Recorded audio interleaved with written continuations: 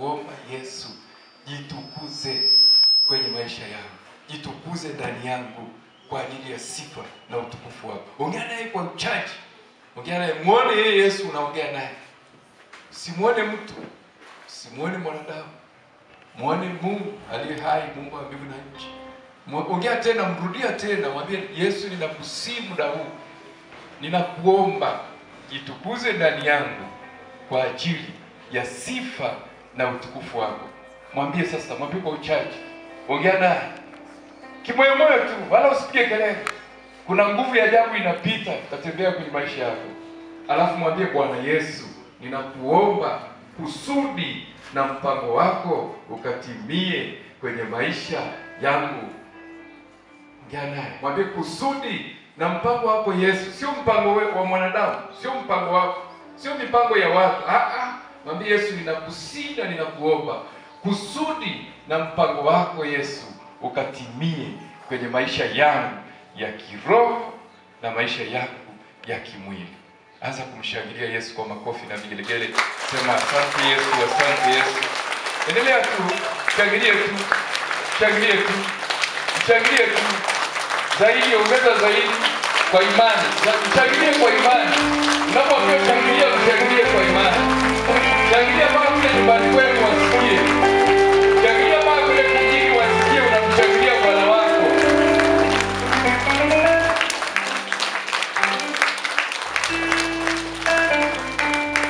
Atukuzwe Baba, Mwana na Roho Mtakatifu.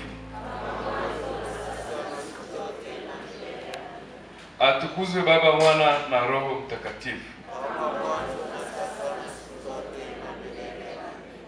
Atukuzwe Baba na Mwana na Roho Mtakatifu. Malaika mlinzi wangu, unilinde hatari zote za roho na za mwili. Amina. Kwa jina la Baba na Mwana na Roho Mtakatifu. Tumsifu Yesu Kristo. Karibuni sana siku ya leo tuweze kushirikishana neno la Mungu.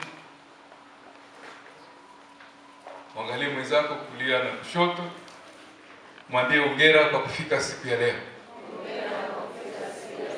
Mwangalie wa kulia, mwangalie wa kushoto, mwambie hongera sana kwa kufika siku ya leo.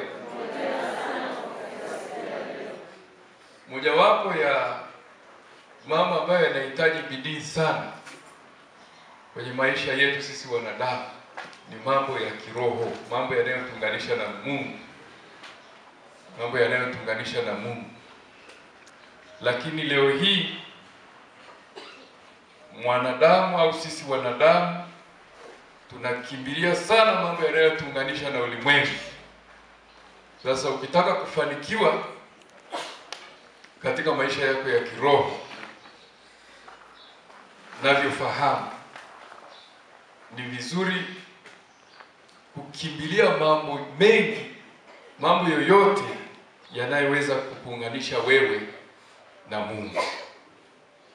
Ni kitu cha muhimu sana. Tafuta sana kwa bidii mambo yanayoweza kukuunganisha na Mungu, kwa sababu mambo yanayokuunganisha na ulimwengu yanaishia hapa hapa, yatabaki hapa hapa. Mungu ana haja na wewe tu. Hayo mambo mengine yote unayofanya, hamna siku utaenda mbinguni. Watasema tunakushukuru sana, ulikuwa mwalimu mzuri, ulikuwa mnalima vizuri kule mbinguni, ulikuwa ulikuwa mfugaji, umefuga ng'ombe nyingi, umejenga majumba mengi. Hapana. Kitu kitakachokupeleka mbinguni leo ama kesho au siku yoyote ni mahusiano yako wewe na Mungu. Mwangalie mwenzako, mwambie tengeneza mahusiano yako na Mungu. Na ukitaka kufanikiwa haraka katika maisha yako ya kiroho, kaa zaidi kwenye ulimwengu wa roho. Sema amina.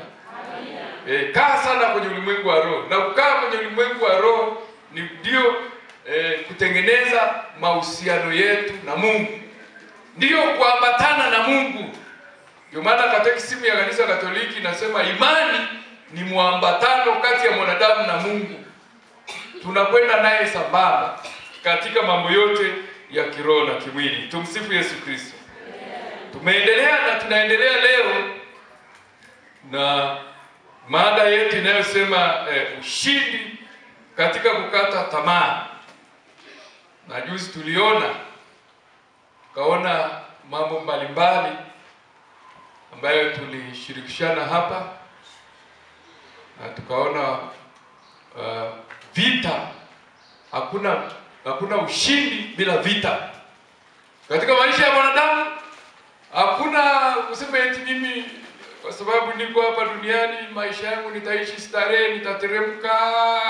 Waswahili wanasema ukiteremka lazima upande.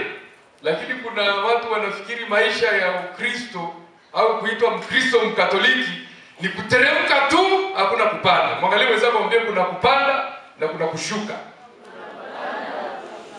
Yes. Na hata uwezi ukasema maisha yako yatanyoka tu. Unapopita barabara, unapotembea barabarani, kuna wakati barabara imepinda, kuna wakati imenyoka. Lakini hiyo kupinda au kunyoka haiwezi kutuzuia. Sio kizuizi cha safari yetu ya kumkimbilia Mungu. Ndio maana usisahau tuko kwenye mwaka mtakatifu, sisi ni mahujaji. Hebu sema mwambie mwenzako wewe ni mhujaji. Kwa hiyo kupinda kwa barabara, milima, changamoto, majaribu hayawezi kutuzuia kupata ushindi. Mwambie mwenzako lazima tupate ushindi. Hata ukutane na changamoto gani leo au kesho au siku, hata kama unayo changamoto, iwache wewe, mkimbilie nani? Mwambie mwenzako safari inaendelea. Na mwambie lazima ufike. Tumsifu Yesu Kristo. Kwa hivyo tunaendelea. Leo nataka tuangalie jambo lingine ambalo litatusaidia kupiga hatua katika maisha yetu ya kiroho.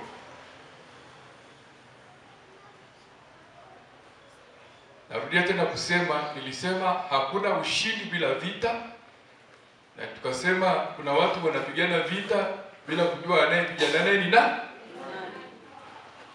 Kawaambia kuna maadui wako wengi. Tuliongea tu baadhi, wale tuliongea baadhi. Lakini tumeona pia maadui hao wanaweza kuwa kikwazo katika safari yetu ya kutafuta ushindi. Kweli ama sio kweli? Sasa leo nasema ipo mifumo mingi katika maisha yetu ambayo inaweza kukuletea ushindi. Ipo mifumo mbalimbali katika maisha yetu ya kiroho, kama sisi kama Wakristo wa Katoliki tuna mifumo mingi ambayo inaweza kutupatia ushindi. Tuna njia nyingi ambazo zinaweza kutupatia ushindi. Njia nyingi, lakini sasa hatutaweza kuzungumza njia zote. Ila leo nataka tuangalie njia 7 au mifumo 7 ambayo wewe na mimi tunaweza tukaitumia ikatupatia ushindi katika maisha yetu ya kiroho. Njia 7 au unaweza kusema ni mifumo 7, unaweza kusema ni hatua 7. Nasema ziko nyingi sana. Lakini hizi nimechukua ni baadhi. Hizi ni baadhi tu. Hauwezi kusema zote. Ziko nyingi. Na wewe hata unazo nyingi. Lakini hizi chache zinaweza zikakusaidia kupiga hatua yako. Maisha ya mwanadamu, nikafananisha maisha ya mwanadamu ni kama gari. Sifu Yesu Kristo. Ili gari iweze kwenda,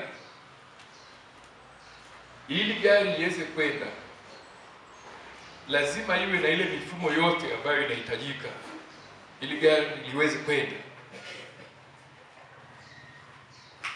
Lakini kuna kitu kimoja tunafahamu kinaitwa gia. Unapoendesha gari kwa dereva yoyote, lazima uweke gia ili gari liweze kuondoka, gari liweze kwenda.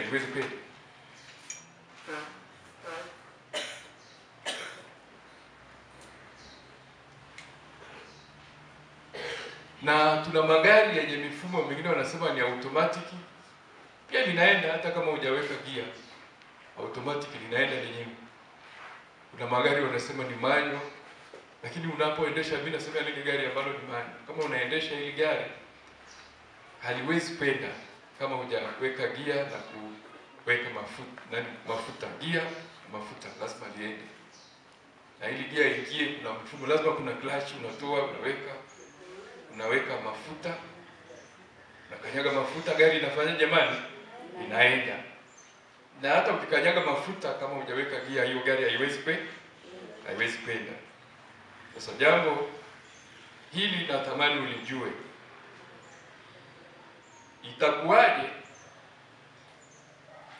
Itakuwaje mimi kama ni dereva? Kwa madereva tunafahamu, hasa madereva wazuri,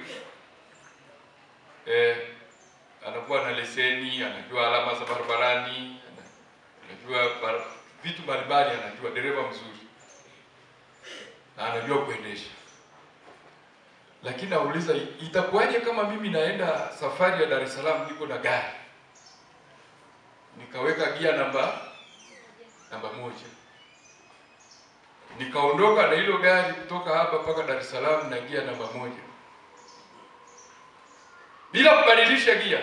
Sio gari ya automatic. Ya automatic unaweza ukaweka mafuta, lakini ile inaenda kwa sababu hata automatic ina akili. Gari ya automatic ukikanyaga mafuta inaweka gia namba 1, inaweka namba 2, inaweka namba 3 mpaka ufike Dar es Salaam. Ukipunguza na yenyewe inapunguza.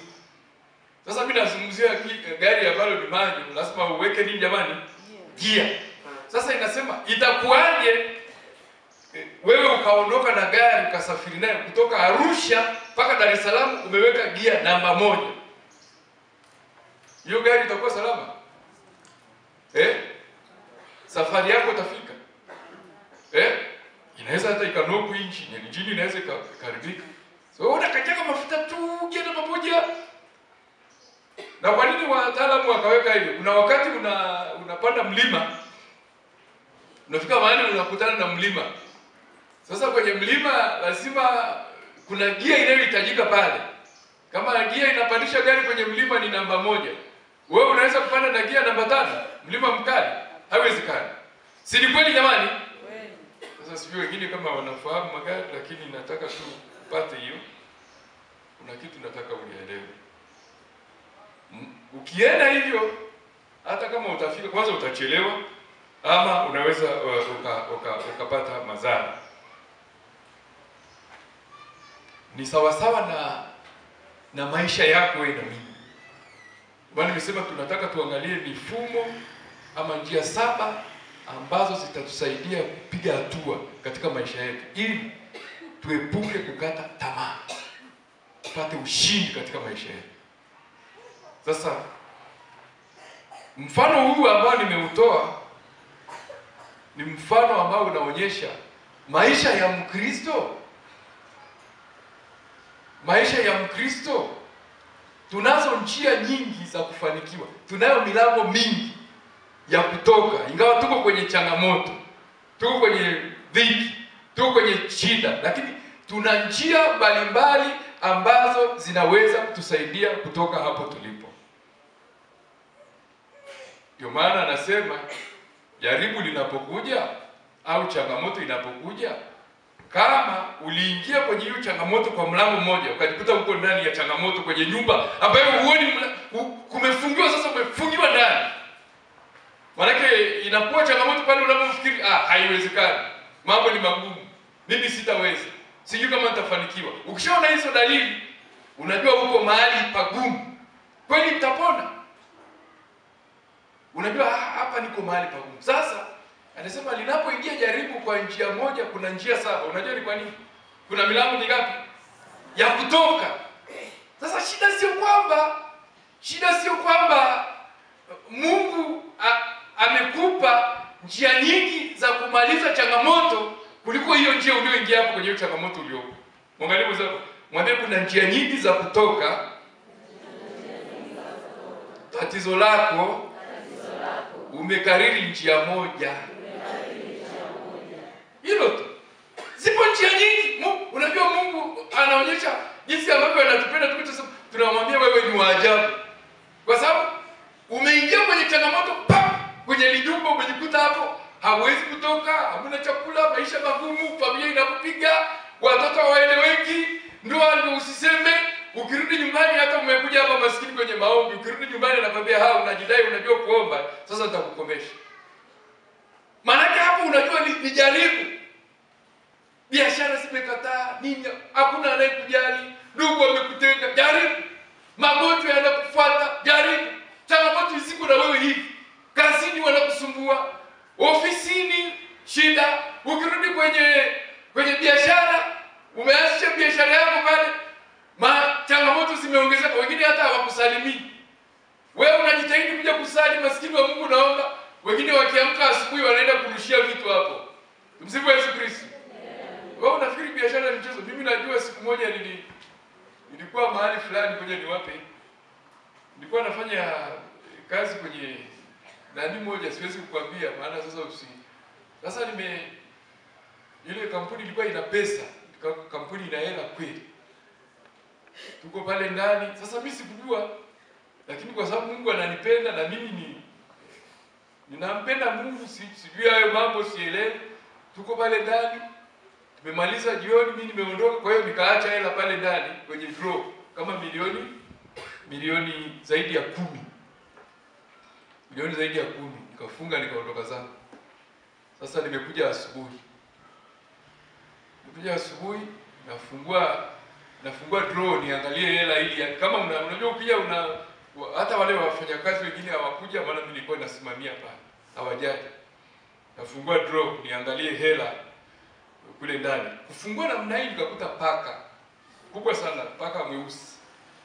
Nikafungua draw haiwezi kupita hata karatasi. Draw ya hela haiwezi hata huwezi kupitisha toothpick kule ndani, lakini paka mkubwa mweusi uko kule ndani. Nikafungua nikasema nini? Maskini wa Mungu. Nikamfuata tajiri yangu, hebu sema tajiri yangu, boss. Nikamwambia iseme mzee, aisee huko hali ni mbaya. Nikamwambia nimekuta kule ndani kwenye kuna paka mkubwa sana. Sasa nimefunga ili twende tukamcheki. Akasema wewe mkonyi vipi wewe? Hiyo mambo huyu wapi? Hebu twende. Kufungua hivi hamna yule paka. Hapo unajua nikasikia nywele zinasimama. Unajua kama mahali kuna kitu kibaya utasikia mwili unasisimu. Unasikia kama nywele zinasimama na mnai. Aya. Akasema Mungu wangu. Nikamwangalia machoni, akaniambia tulia, wewe fanya kazi. Umeelewa? Siku inayofuata akaniambia sasa sikiliza wewe. Hichi kitu umeona ni siri za watu. Hizi ni siri. Sasa kila siku kuanzia leo ukija kufanya kazi, kuna dawa iko hapa, utabidi uichome. Chome hii dawa ndio kampuni ifunguliwe. Mwambie mwenzako wewe ungefanya nini? Na una njaa unataka hela. Mwambie na una njaa unataka hela. Wewe ungefanya nini? Mwambie ungefanyaje?